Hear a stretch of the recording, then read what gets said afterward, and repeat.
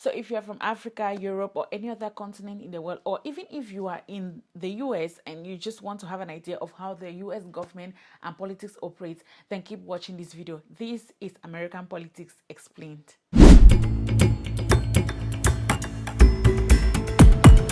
The United States operates as a constitutional federal republic and a presidential system. A constitution is simply when rules and regulations are placed that govern a country or an organization. While a federal republic is when the representatives in that country, including their leader, which in this case is the president, are all elected.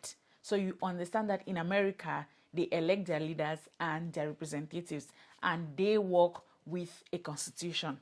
Before we go forward, I want you to have an idea that there are three different branches of federal government in the United States, and their roles and responsibilities are all written down in the Constitution. The first one is the executive branch. This branch includes the president, vice president, and the executive departments and agencies of the federal government. The president is the head of state and government, responsible for enforcing the laws, conducting foreign policy, and overseeing the executive bureaucracy. The executive branch also includes the cabinet, composed of appointed officials who advise the president on various issues. The next branch is the legislative branch. The legislative branch consists of the United States Congress, which is bicameral, meaning it has two separate chambers, the Senate and the House of the Representatives. Congress is responsible for making the laws, approving the federal budget, regulating commerce, and declaring war. The Senate has 100 members, 2 from each state, while the House of Representatives has 435 members with representations based on each state's population. So I want you guys to have an idea. When we are under the legislative branch, we have the Congress, and then underneath the Congress, we have the Senate and the House of Representatives. The third branch is the judicial branch. The judicial branch is headed by the Supreme Court of the United States and lower federal courts. Its primary function is to interpret the Constitution and laws, resolve disputes, and ensures that laws and government actions comply with the Constitution. The Supreme Court has the final authority on legal matters, and its decisions have far-reaching implications for the American society. Before we go forward, I want you to keep in mind that the United States consists of 50 states, with Washington, D.C. as its capital city. So each of these states have their own state governments, and these state governments have the right to come up with laws that are being applied in their various jurisdictions. Now keep in mind that these laws are not granted to the federal government and are not denied to other states in the US Constitution. So these state governments make laws pertaining to education, family law, contract laws, and most crimes in their own states. Also have to keep in mind that each of these states have their own constitution, but these constitutions must always tie with the federal constitution of the country. But then in most cases, these state constitutions may just differ in very tiny details.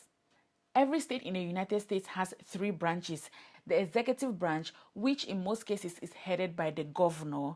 We have the legislative branch and the judicial branch. Aside from the states, we also have the local levels in the United States. At the local level, governments are found in what we call counties or county equivalents. And beneath these counties, we have school districts, municipalities, townships, and special districts. So there we have a little idea of what the US government looks like. Now let's move into the US politics.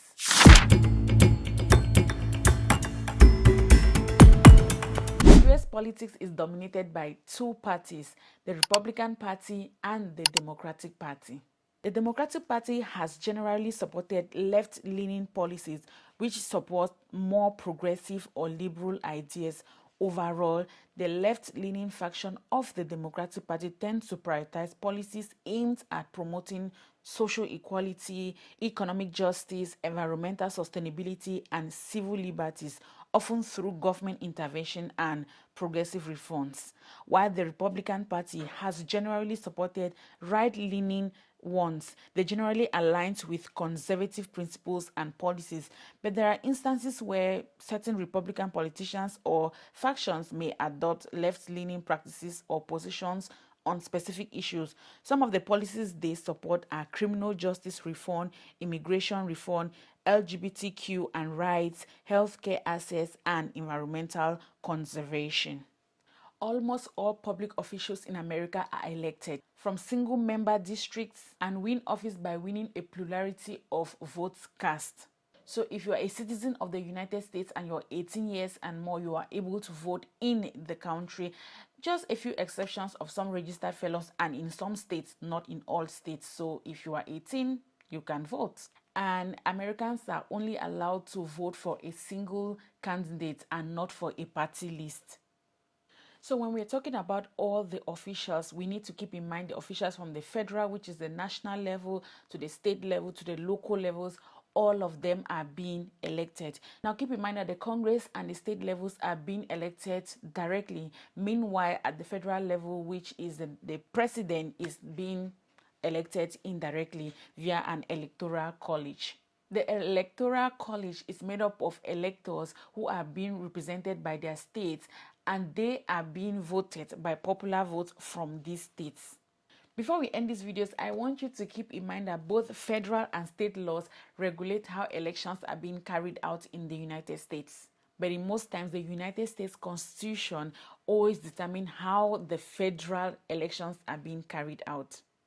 I hope that you learned a thing or two. This is a crash course to understanding American politics. We can go in depth. We can choose to talk about the local government today, the state governments today.